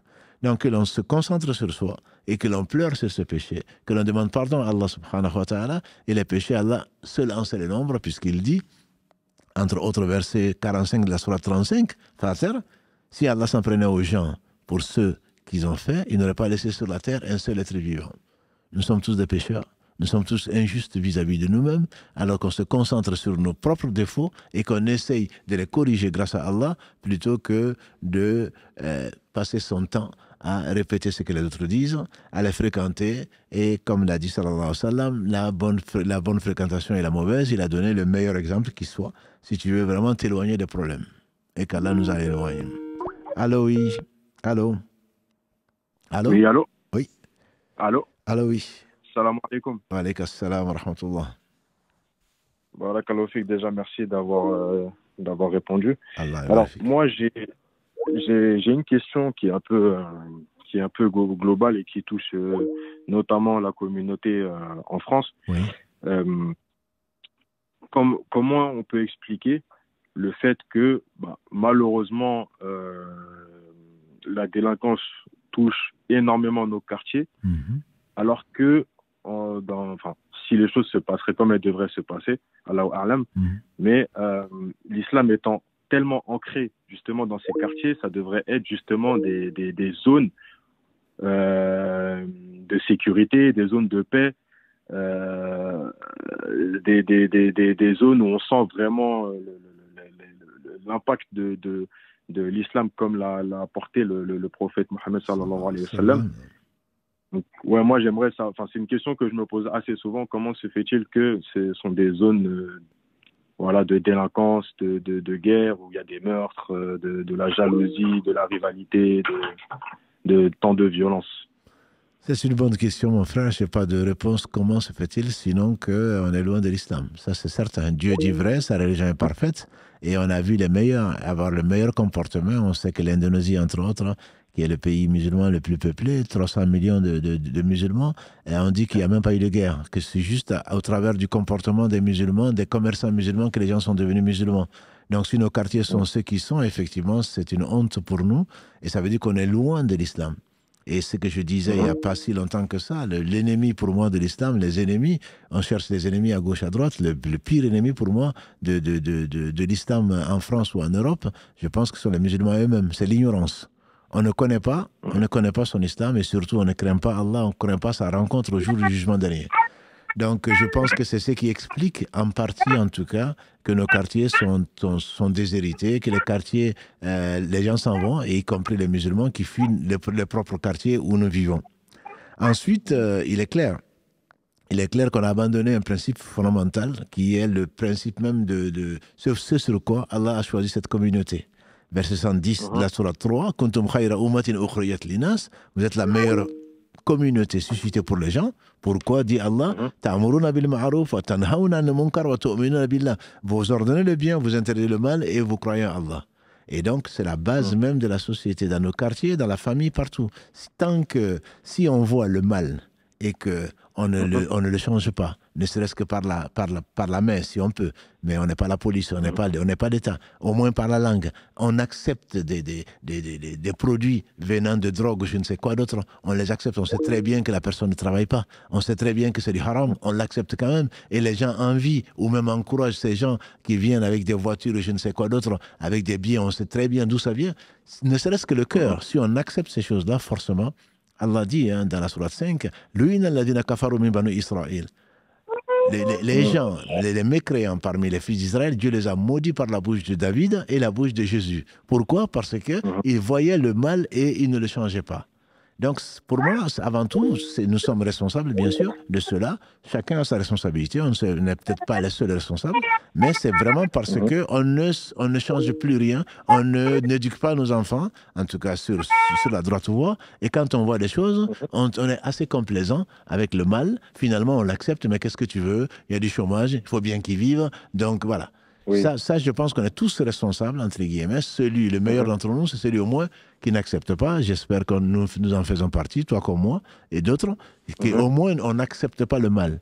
On finit par accepter le mal. Mais c'est normal, on est dans un pays qui est ceci. On est normal parce qu'on ne nous aime pas. Donc c'est normal qu'on vole, c'est normal qu'on triche, mais ce n'est pas normal.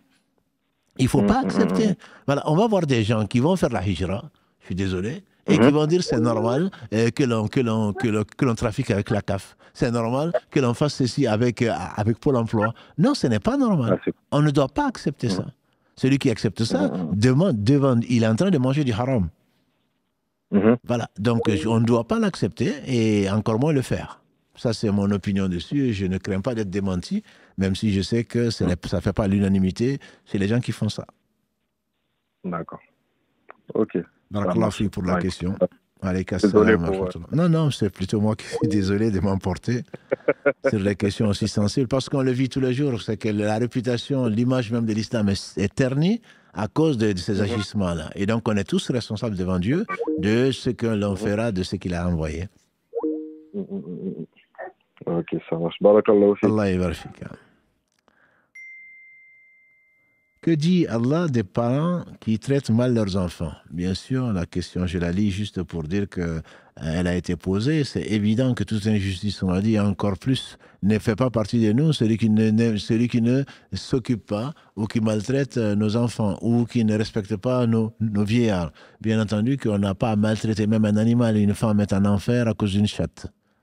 Non seulement a dit le prophète sallallahu alayhi wa sallam, il ne lui a pas donné à manger et à boire, en plus elle a séquestré la chatte, et la chatte n'a pas pu aller toute seule sortir pour aller chercher sa nourriture, ou dans une version, les insectes de la terre.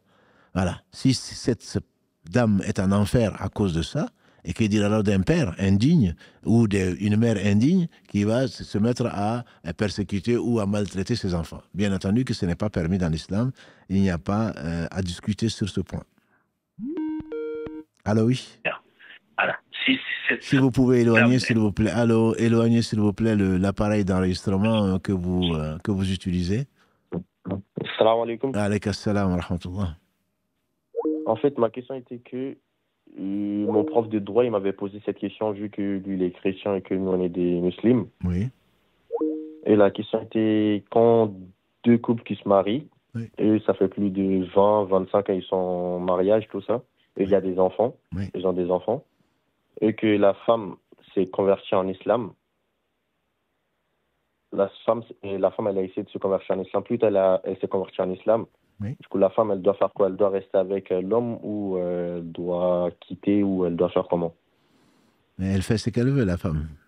Elle fait ce qu'elle veut. Simplement, la question, c'est plutôt que dit l'islam par rapport à une union de ce genre-là. Okay. Voilà. Ça, c'est la vie que je connais, c'est que l'homme soit le couple est dissous parce qu'ils ont deux manières aujourd'hui de voir la vie. Le divorce existe, soit alors ils acceptent donc d'embrasser la même religion, à savoir que la femme a choisi l'islam, l'homme doit choisir l'islam s'ils veulent continuer à vivre ensemble. Voilà, donc c'est pas une question d'autre chose qu'une question d'opinion et un choix de vie. D'accord. D'accord, merci beaucoup. Barakallahu fik. Ouais, barakallahu fik. Au revoir. Comment avoir confiance en Allah et ne plus être pessimiste? Ma réponse, ma soeur ou mon frère, c'est que tu ne connais pas Allah. Parce que place ta confiance en ce que tu veux, surtout pas en toi-même, tu seras déçu. Il n'y a que Allah qui ne déçoit pas, parce qu'il possède tout, parce qu'il sait tout, parce qu'il est miséricordieux, parce qu'il est généreux, parce que c'est Allah, qui n'a besoin de rien. Il ne fait pas de calcul. Si je fais ça, il nous a tout donné. Il a donné bien plus que ce dont on a besoin. Et Allah ne nous donne même pas en fonction de ce qu'on demande, il nous donne même avant de demander. Et bien plus que ce dont on a besoin et ce que l'on veut. Donc si tu n'as pas confiance en Allah, tu n'auras confiance en personne. Si tu as confiance en toi-même, on est incapable de quoi que ce soit. Même de dormir, on est incapable. De se guérir, on est incapable. De marcher, on est incapable. Tu vas faire confiance à qui? Le pessimisme vient justement du fait que tu ne connais pas Allah. Allah est capable de toutes choses. Wallahu ala kulli shay'in qadir. Si tu connais Allah, je suis sûr que tu seras optimiste, que tu seras heureux dans ce bas monde malgré les épreuves et que dans l'au-delà, tu seras très certainement parmi les gens qui vont rentrer au paradis et la félicité éternelle. Être pessimiste, c'est oublier Allah plutôt. C'est ne pas le connaître ou l'oublier. Et donc, il faut vraiment demander à Allah de nous enseigner ce qui sera utile et notamment de nous enseigner sa religion, de ce qu'il aime et donc de se retrouver effectivement dans une connaissance de ce pourquoi nous avons été créés et que la vie est une somme d'épreuves et que si Allah nous éprouve, c'est pour notre bien. À partir de ce moment-là, tu vas être triste certainement puisque tu n'auras pas tout ce que tu veux quand tu veux, mais au moins tu ne pourras pas être, tu ne seras pas pessimiste, tu seras optimiste, Inch'Allah, parce que la fin, Allah l'a réservé aux pieux. Et donc, à partir de ce moment-là, tu peux savoir que tout ce qui t'arrive n'est que pour peu de temps et que de toute façon, ça ne peut être que du bien pour toi. Allô? Allô, salam alaikum. Wa alaykum salam wa rahmatullah. Oui, barakallahu fik pour tout ce que vous faites. Allah J'ai une petite question. Oui. Une petite question. En fait, je voulais savoir, quand on rattrape les jours de jeûne, Oui. est-ce que quand on jeûne le vendredi, on est obligé de l'accompagner soit du jeudi ou soit du samedi? On n'est pas obligé dans le sens d'obligé, mais il est fortement conseillé parce que le prophète sallam a dit à quelqu'un qu'il a vu jeûner vendredi, il lui a dit, est-ce que tu as jeûné hier? Il a dit non. Il dit, est-ce que tu comptes jeûner demain? Il a dit non. Il dit, alors romps ton jeûne. Donc c'est arrivé au stade même de l'interdiction, mais les savants disent que le jeûne reste valable, mais qu'on a fait quelque chose de détestable. Donc il faut éviter de le faire. Surtout qu'il y a une preuve dessus qui dit qu'il a dit romps ton jeûne, ça veut dire que vraiment je t'interdis de continuer ton jeûne, alors qu'il avait déjà commencé. Il aurait pu dire ne le refais plus, ce qui veut dire donc que tu peux terminer. Il a dit romps ton jeûne. Donc ne faire que vendredi. Samedi dernier, on en a parlé. Le vendredi est notre fête. Le samedi, c'est la fête des Juifs. Le dimanche, c'est la fête des chrétiens. Choisir ces jours-là pour le faire, les savants sont unanimes dessus que ce n'est pas à faire. Donc, il faudrait éviter de le faire. D'accord. Barakallahu fik. Allah yarfik. Salam alaikum. Alayki salam wa rahmatullah. Une sœur demande, mon fils de 11 ans prie, mais sa prononciation de la Fatiha n'est pas bonne. Peut-il prier devant moi? Non, quand tu sais que sa prononciation n'est pas bonne, il doit prier lui. Mais il n'a pas à prier devant toi. Servir d'imam veut dire qu'au moins ta prononciation du Coran, notamment de la Fatiha, est correcte. Si c'est celui qui prononce le mieux et que toi tu ne sais pas prononcer mieux, à la limite je te dirais oui. Mais si ce n'est pas le cas et que tu sais que sa prononciation n'est pas bonne, ça veut dire que sa prière seule est bonne, mais sa prière en tant qu'imam n'est pas bonne. La prière seule est bonne parce qu'il ne peut pas faire mieux. Mais s'il y a quelqu'un qui peut faire mieux, on n'a pas à le désigner imam. Donc tu n'as pas à prier, à le désigner plutôt comme imam. Si mon mari subvient à 100% à mes frères, tu as de la chance. Si l'argent que je donne en aumône, est-ce que j'ai la récompense ou lui seul? Ça dépend de là où tu le prends, cet argent, ma soeur. Si tu le prends de son argent, bien sûr qu'il est récompensé, et toi aussi. Et je te conseillerais au moins qu'il soit au courant. Si tu le prends de ton argent à toi, c'est toi qui as la récompense. Le mari a fait son devoir de subvenir à tous tes besoins. C'est ce que l'islam lui demande. Et si tu dépenses tout à ce que tu as pour toi-même, ben ça te sera compté pour toi et pas pour ton mari, sauf si, dans ton intention, dans ta générosité, tu dis mon mari est tellement gentil, je fais ça pour mon mari et moi-même. Donc, Inch'Allah, il partagera ta récompense et c'est ce que je te conseillerais. Poser un aligneur de dents est-il haram? Les dents, c'est Allah qui a tout créé à la perfection. Il a en même temps nous a ordonné donc de bien traiter ce qu'il nous a confié. Et s'il arrive un accident ou un incident et que les dents ne sont pas bien alignées et que cela peut jouer sur la santé, c'est pas de l'esthétique. La chirurgie esthétique ou blanchir ses dents plus que normal pour séduire les autres ou du faux, tout faux est interdit en islam. Par contre, si effectivement le fait d'aligner les dents fait partie des choses que l'on a chez tout le monde et que toi tu as ce défaut-là, c'est permis de le faire. C'est permis de le faire. Maintenant, si tu veux les désaligner ou les mettre d'une certaine façon particulière pour paraître plus beau, ça ne t'est pas permis. Question donc, est-ce que les péchés qu'on a commis étant petits comptent? On n'est pas responsable dans l'islam avant l'âge de la puberté. Donc, Mais les parents sont responsables de ce qu'ils voient et ce qu'ils peuvent contrôler. Donc ça, ils ne doivent pas démissionner. Et les péchés que tu as fait parce que tu n'es pas responsable, la plume est levée sur 3 catégories de personnes. L'enfant jusqu'à ce qu'il soit pubère, le fou, donc jusqu'à ce qu'il retrouve la raison. Et également celui qui dort, il est responsable jusqu'à ce qu'il se réveille. Donc les péchés qui sont faits en étant petit ne comptent pas pour la personne. Mais si ces péchés ont été vus et acceptés par des personnes adultes, ben ces personnes seront responsables des péchés de leurs enfants. Donc je veux dire par là que ce qui se fait dans les quartiers, comme le frère en a parlé tout à l'heure, ou autres, les parents sont quand même responsables, même si les enfants, éventuellement, ne sont pas concernés. S'ils sont adultes, s'ils sont adolescents et hommes, nécessairement, ils sont responsables. Mais tout ce que les enfants feront avant l'âge de la puberté remonte à leurs parents s'ils sont au courant et s'ils peuvent redresser le tort. Sinon, ils ne sont pas effectivement responsables. Allô, oui. Allô. Salam alaikum. Alaikum salam. Vous pouvez, s'il vous plaît, éloigner ou éteindre votre appareil de réception. Oui. Oui, donc ma question c'était, dans un ancien live, vous avez parlé de l'Aïd Ada qui durait 3 jours. Oui. Et en fait, je n'ai pas trouvé de texte qui parle de ça. J'ai trouvé un texte, mais qui parle de 1 jour pour chaque l'Aïd. Non, quand on parle de 3 jours, il s'agit en fait, quand on dit c'est 3 jours de fête, c'est 1 jour effectivement de fête, c'est que le jeûne y est interdit. C'est les jours, le professeur m'a dit que c'est les jours du manger et du boire. Donc on appelle fête les jours de réjouissance du manger et du boire. C'est dans ce sens que l'on dit, et là ce texte ne fait pas, il n'y a pas de divergence dessus. Il est interdit de jeûner, donc il faut manger, il faut boire, il est interdit de jeûner, pas interdit de travailler bien sûr, il est interdit de jeûner le 10 et le 1er du Shawwal, le 10 donc de l'Hijja, et également le 12, le 13, le 11, le 12 et le 13 qui sont les jours de Tashriq. Il a dit que ce sont des jours du manger et du boire, et il est interdit de jeûner. Donc c'est dans ce sens-là où on parle de 3 jours. La question, il faut la reposer, il faut la remettre dans son contexte, puisque c'était de savoir est-ce qu'on peut jeûner le lendemain de l'Aïd al-Fitr. Donc c'est dans ce cadre-là qu'on parle de 3 jours où il est interdit de jeûner. Et pour l'Aïd al-Adha, non seulement l'Aïd même, et le 11, le 12 et le 13. Donc pour les 2 l'Aïd, on ne peut pas jeûner pendant 3 jours. Ce n'est pas ce que je vous ai dit, c'est le contraire. La question a été posée. Pour le l'Aïd al-Fitr, on peut jeûner le lendemain. D'accord, ouais. Donc, voilà. Et pour les autres, on ne peut jeûner que 3 jours après l'Aïd. Ah, d'accord, c'est bon, c'est noté. Voilà.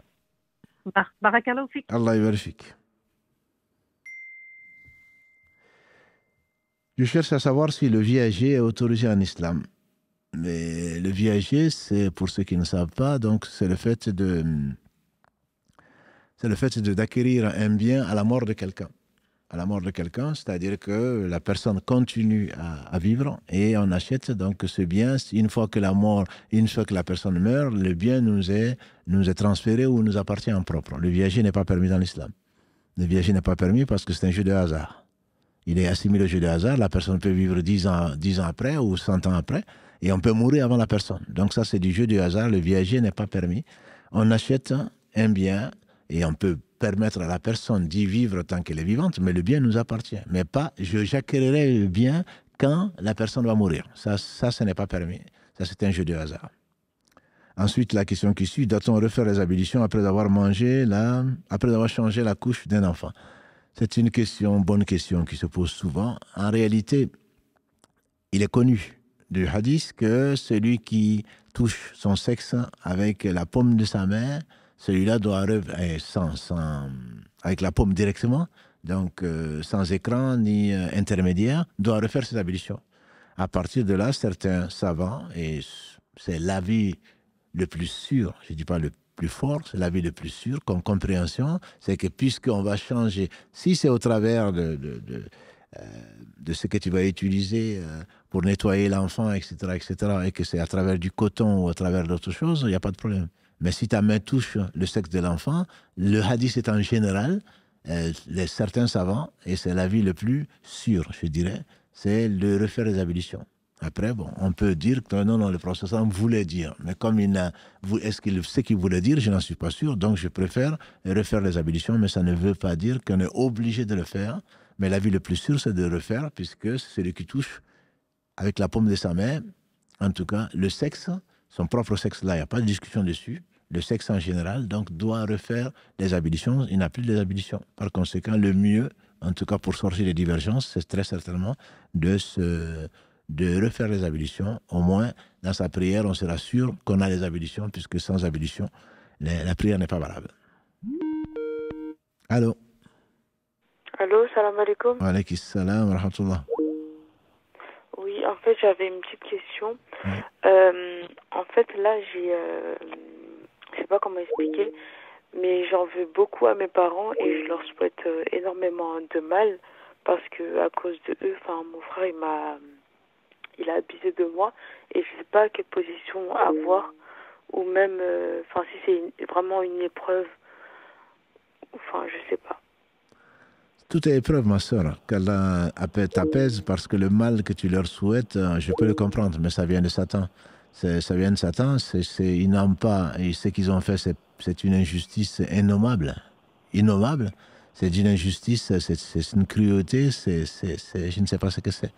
Je ne veux pas avoir les détails, mais il est évident qu'on ne peut pas. Le frère est responsable certainement d'avoir fait ce qu'il a fait, et les parents, s'ils sont complices, c'est encore pire. Donc, mais ce que je te conseille, c'est de prier Allah. Allah ne fait que le meilleur, c'est une épreuve, c'est certain. Mais le fait de garder de la rancœur et de la haine contre tes parents ne va pas t'avancer. Le problème, il est là. Il est aussi simple que ça. Est-ce que si j'ai de la haine, est-ce que ça va changer quelque chose? Si oui, je te dirais continue à avoir de la haine. Mais ça ne va rien changer, au contraire. Ça va te détruire. Ça va te déprimer, ça va t'amener même des idées noires, peut-être au point de se suicider. Chaque fois que tu les verras, ou même chaque fois que tu y penses, j'imagine que même quand tu es dans la joie, ça te coupe la joie. Voilà, donc tout ceci, il faut le chasser. Ça vient de Satan, qui ne va pas, qui sait où est la porte d'entrée, donc qui va te titiller sur ce point-là. Tu les laisses à Allah. Je ne dis pas de leur pardonner, si tu peux, c'est encore de leur pardonner, mais Allah ne va pas leur pardonner tant qu'ils ne reviendront pas repentant de ce crime. Voilà, donc sache qu'Allah est juste et que tu leur en veuilles, je veux bien le comprendre, mais il ne faut pas que ça soit une tare, que ce soit un fardeau que tu vas traîner. Parce que tu vas te retrouver triste, tu vas te retrouver responsable de cela. Donc, essaye, demande à Allah, c'est lui qui détient tout, notamment les cœurs, demande à Allah de pouvoir dépasser ce stade-là et ne les maudis pas, de toute façon, ils le seront devant Allah subhanahu wa ta'ala s'ils ne reviennent pas repentants. Et rends le bien pour le mal qu'on t'a fait. Et pense à ce que les parents ont quand même fait pour toi, vois le bon côté, entre guillemets, et le mauvais côté, ils auront certainement à payer ce qu'ils ont fait contre ce que Allah subhanahu wa ta'ala a bien voulu comme éthique. Donc, ils n'avaient pas à te le faire, ni à faire à personne. En fait, à chaque fois, j'essaye de me rassurer, mais parce que j'écoute les rappels et qu'on dit souvent quand on reçoit du mal, c'est parce que on l'a provoqué. Oui. Que Allah il fait pas le mal, mais étant jeune en fait j'étais innocente et tout, j'ai pas cherché le mal en fait. Oui. Et mon frère il a quand même fait le mal. Oui, justement, ce n'est pas quand tu es jeune, quand il t'arrive ce qui t'arrive, c'est très certainement pour une sagesse, Dieu seul sait pourquoi, mais on ne peut pas dire que c'est à cause de tes péchés. Ça veut dire que ce qui nous arrive, c'est à cause de nous-mêmes, c'est parce qu'on est responsable de ce que l'on fait et pas les enfants. Les enfants, quand ils font ce qu'ils font, Dieu sait les conséquences, et notamment peut-être Dieu seul sait pourquoi, je ne vais pas me mettre à spéculer. Et si les parents doivent aller là où ils le méritent s'ils meurent comme ça, peut-être que ce serait une preuve pour Dieu contre eux, de vraiment montrer combien ils sont mauvais. Mais effectivement, si vous n'avez pas mérité ça dans le sens vous avez dans votre cœur, vous étiez mauvais, c'est pour ça que Dieu vous a envoyé ça. Non, Dieu dit par rapport à vos péchés, donc par rapport à ce que nous avons fait, pas par rapport à ce que nous souhaitons faire. Dieu ne prend pas les gens par rapport à ce qu'ils souhaitent faire. Il amène toujours la preuve. Et c'est pour cela qu'il a envoyé les messagers. Donc celui qui vous dit ça, les rappels, effectivement, c'est par rapport à nous responsables. Si c'était des choses qui vous arrivent aujourd'hui, c'est autre chose, parce que vous êtes responsable et que donc Dieu vous veut du bien en vous faisant souffrir pour vous effacer des péchés et pour vous faire évoluer, mais pas quand vous êtes enfant et que vous faites abuser ou je ne sais quoi d'autre. Ça, bien entendu, ce n'est pas à cause de vos péchés, puisque vous n'en avez pas. Ben oui, c'est ça. Non, là, ce n'est pas la bonne réponse à ma connaissance. Mais du coup, quand c'est en interne, en famille, est-ce que vous pensez qu'on a le droit de dénoncer ou pas? Ben, je pense Vu qu'on ne doit pas couper les liens de parenté, etc. Enfin, tout est mélangé. Non, tout est mélangé. Si tant que vous n'allez pas l'évacuer, de toute façon, je pense qu'il faut soit avoir un psychologue qui soit de confiance, soit discuter avec les parents, même s'ils ne veulent pas en discuter, les faire reconnaître, au moins pour que vous vous guérissez, entre guillemets, c'est Dieu qui guérit. Au moins, dans le traitement, il faudrait que vous extérioriez ça, plus que dans le live, quoi. Donc, vous leur parlez, vous vous rappelez, ce sont des choses qu'on ne fait pas, et qu'ils en pleurent, au moins qu'ils en prennent conscience. Ça, je pense que c'est un minimum. Et si ils s'en moquent, et surtout s'ils continuent à avoir cette attitude-là, moi je ne vois pas de mal à les dénoncer parce que ce seraient des parents pervers, excusez-moi, ce seraient des inhumains. On ne peut pas accepter ça. Voilà, donc je pense qu'il faut essayer de le traiter à la source. Là, vous avez certainement de meilleurs conseillers que moi, des gens qui connaissent le domaine. Voilà, des gens qui connaissent le domaine pourront peut-être vous aider, Inch'Allah, avec l'aide d'Allah subhanahu wa ta'ala. D'accord, merci, barakallahu fik. Allah yarfik.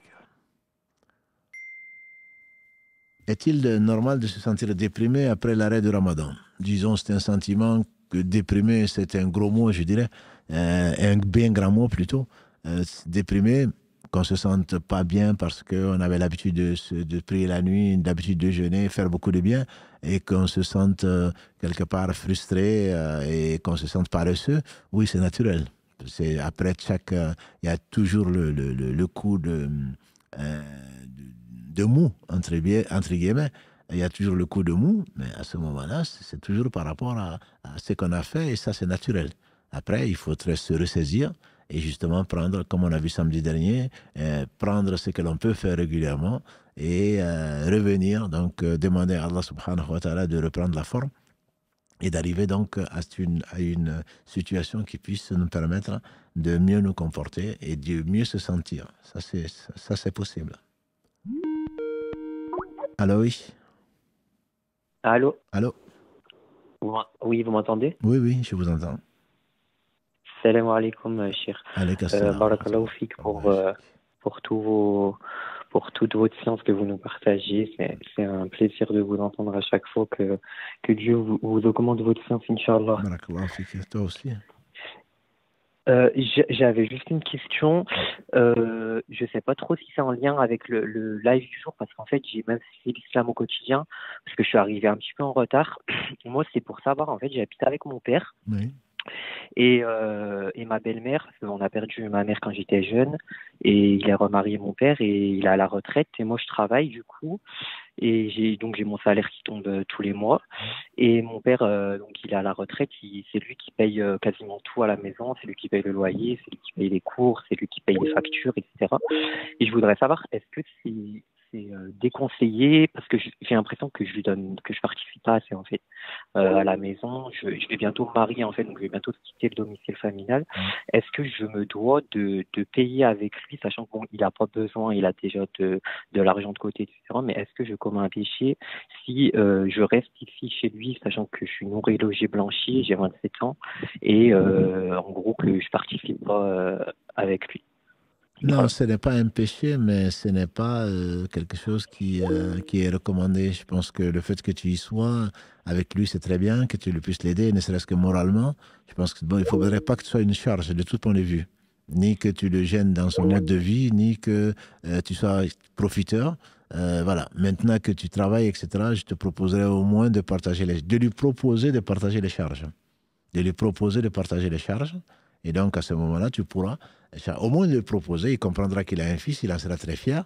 Il dira non, j'en ai pas besoin, garde-le pour ton déménagement, pour arranger ton foyer, etc. Mais au moins, tu seras là, je pense, tu vas essayer de contribuer, quoi. Mais rester dans cette situation sans contribuer, ce n'est pas quelque chose de normal. La société ne le trouve pas normal, voilà, et toi-même, tu ne le trouves pas normal. Oui. C'est juste, pardon, c'est juste des fois, voilà, je fais des courses et tout, mais j'ai l'impression que c'est pas vraiment, quand je regarde mes grands frères et sœurs, par exemple, moi je suis le petit dernier, mais mes grands frères et sœurs, eux, ils ont toujours, voilà, ils ont donné, quand mes sœurs, elles habitaient là en mode se marier, elles donnaient tous les mois sur leur paie, elles donnaient 200, 300 euros par mois à mon père. Moi, je donne quasiment rien. Moi, c'est juste de temps en temps, je fais des courses, donc c'est pour ça que par rapport à eux, en fait, j'ai l'impression je pense que tu devrais prendre l'exemple sur eux et lui proposer ce que toi tu peux donner au moins comme ta contribution. Je ne pense pas qu'il va refuser, il en sera peut-être même fier. Et s'il refuse, effectivement, je pense qu'il faudrait que tu fasses des courses parfois, au moins pour lui montrer que tu n'es pas profiteur et surtout que tu es conscient de tout le bien qu'il a fait depuis que tu es né et que tu comptes, tu es à sa disposition. Je pense que ça lui ferait plaisir et ce serait une bonne chose plutôt de le faire, même s'il refuse, puisqu'il refuse ton argent, tu peux au moins acheter des choses pour la famille, etc., etc. D'accord. Eh ben, merci beaucoup, Chir. Je vais le faire, Inch'Allah. Barakallahu fik. Allah yabarak alik. Assalamu wa rahmatullahi wa barakatuh. Donc, il est 20h32, ici à 20h31. Donc, je pense qu'on va arrêter pour le Maghreb. On va prendre peut-être une ou deux questions écrites et on va s'arrêter là, Inch'Allah, jusqu'à mercredi prochain, Inch'Allah, à 19h. Est-il permis de prier en pyjama quand on se réveille le matin? C'est permis. Ta prière est valable, mais ce n'est pas conseillé. Ce n'est pas conseillé dans la mesure où tu te présentes devant le Seigneur des mondes et tu es en tenue négligée. Allah subhanahu wa ta'ala nous conseille de prendre les meilleurs habits pour aller dans sa maison. Et même si tu ne viens pas à la mosquée, il serait mieux quand même que tu t'habilles. Et donc que tu te présentes devant Allah subhanahu wa ta'ala. Il est beau et il aime le beau.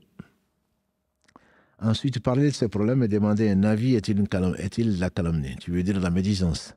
L'imam Nawawi, encore dans ce chapitre de la médisance, dans le Riyad Salihin, le jardin des vertueux, il y a un chapitre, il dit qu'il y a 6 cas qui ne sont pas de la calomnie, qui ne sont pas plutôt de la médisance. La calomnie, en fait, en français, la calomnie, c'est le fait donc de mentir sur quelqu'un en son absence. Alors que la médisance, c'est dire en son absence ce qu'il n'aimerait pas entendre, ce qui est différent. Mais ce que tu dis est vrai. Comme l'a dit le prophète sallam, est-ce que vous connaissez la médisance? Il dit la médisance, c'est le fait de dire de ton frère en son absence ce qu'il n'aimerait pas entendre. Ils ont dit, mais si ce que tu dis de ton frère est vrai, il dit, mais justement, sinon ce serait une calomnie. Voilà la différence. Donc, calomnier, bien sûr, c'est interdit. Calomnie, c'est interdit. Maintenant, même pour un avis religieux, tu vas dire la vérité. Si tu n'as pas, si c'est un avis, demander l'avis, parler de ses problèmes, celui qui a réussi, celui qui subit une injustice, en parler à des autorités compétentes ou à une personne sage pour demander des conseils, ça, ce n'est pas de la médisance.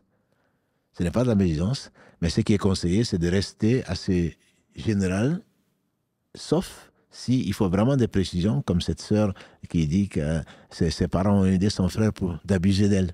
Bon, elle aurait pu dire des parents qui font une injustice, mais là, elle a vraiment besoin d'exprimer ceci, ça c'est possible. On ne sait pas qui c'est, et etc., etc. Donc, on ne peut que répondre à la question. Si tu poses des questions à un savant qui doit répondre et tu lui caches une partie de la vérité, ta réponse sera partielle, voire même pire encore. Tu peux avoir une mauvaise réponse parce que tu as caché des choses. C'est ce qu'ils font d'ailleurs certaines personnes. C'est en disant la moitié de la vérité ou même pas, pour avoir raison, pour avoir la réponse qu'ils veulent. Et ça, bien entendu, c'est quelque chose qui n'est pas, c'est quelque chose d'interdit. Et je dirais même intellectuellement, c'est quelque chose qui est condamnable. On n'a pas à aller chercher sa réponse en fonction on va masquer une partie de la vérité ou se taire sur une partie de la vérité pour avoir la réponse que l'on souhaite. Ça, ce n'est pas permis. Peut-être dernière question. Concernant la zakat al-mal, est-il possible de la donner à plusieurs personnes et donc, donc pas d'un coup? La zakat al-mal ne peut pas être un prélèvement automatique, ne peut pas être tous les mois, c'est d'un coup, simplement les destinataires, c'est-à-dire qu'on le retire de son argent. La zakat al-mal, donc c'est le 3e pilier de l'islam, c'est 1/40e si c'est l'argent, sur ce qu'on a économisé pendant un an. Donc on peut, si c'est 1 000 €, on peut donner à 300 € à quelqu'un, parce qu'il fait partie des 8 bénéficiaires que vous pouvez trouver dans la sourate 9, verset 60, les 8 catégories qui sont bénéficiaires de la zakat, mais c'est pas d'un coup, c'est-à-dire on n'a pas donné en même temps, mais c'est quand même le même moment, entre guillemets, c'est le même jour ou à un jour près. C'est que sinon, on n'a pas non plus à attendre un mois pour le donner à quelqu'un à qui on pense. Non. Ça, c'est pas permis. On le donne à quelqu'un qui en est dans les besoins et c'est le droit du pauvre. Donc, on ne doit pas retarder la sortie et non plus retarder la distribution de la zakat. On ne doit pas la retarder, on doit la donner. Pas à 1 minute près, pas même à une matinée près. Si j'ai de la zakat, je peux la donner à 2, 3 personnes différentes d'une même catégorie ou de plusieurs catégories, mais je me dois de la donner le plus tôt possible. Si je dois la sortir aujourd'hui, je dois m'arranger à pouvoir de la donner dans la journée ou dans les 2 jours. Et pas rester, il est en voyage, quand il reviendra, je vais lui donner. Non. Ça, ce n'est pas quelque chose c'est pas la façon de repartir, parce que c'est le droit du pauvre que l'on retarde, et là, ça devient une injustice. Donc ça, c'est quelque chose d'interdit. On va s'arrêter là, parce que le Maghreb est à nos portes, en tout cas. Ici, à Toulouse, c'est à 20h40 aujourd'hui, je crois. Donc, il ne nous reste que 4 minutes pour cela. On vous remercie, Karim et moi, et toute l'équipe présente ou absente, pour votre fidélité et votre confiance, surtout, et pour votre enthousiasme et votre envie, véritable envie d'apprendre l'islam. C'est ce qui nous encourage, c'est ce qui nous permet, alhamdoulilah, de faire continuer à essayer de vous donner le meilleur de ce qu'on peut, et qu'Allah subhanahu wa ta'ala accepte ce que nous avons fait et ce que vous avez fait.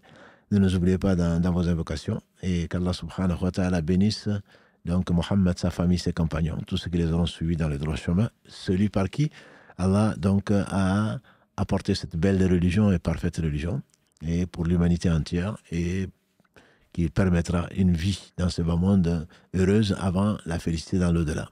Subhanakallahumma wa bihamdika, ashhadu an la ilaha illa anta, astaghfiruka wa atubu ilayk. Subhana rabbika rabbil izzati amma yasifun, wa salamun ala al-mursalin, walhamdulillahi rabbil alamin. Prochain rendez-vous donc, c'est mercredi à 19h, inshallah. Wassalamu alaikum wa rahmatullahi wa barakatuh.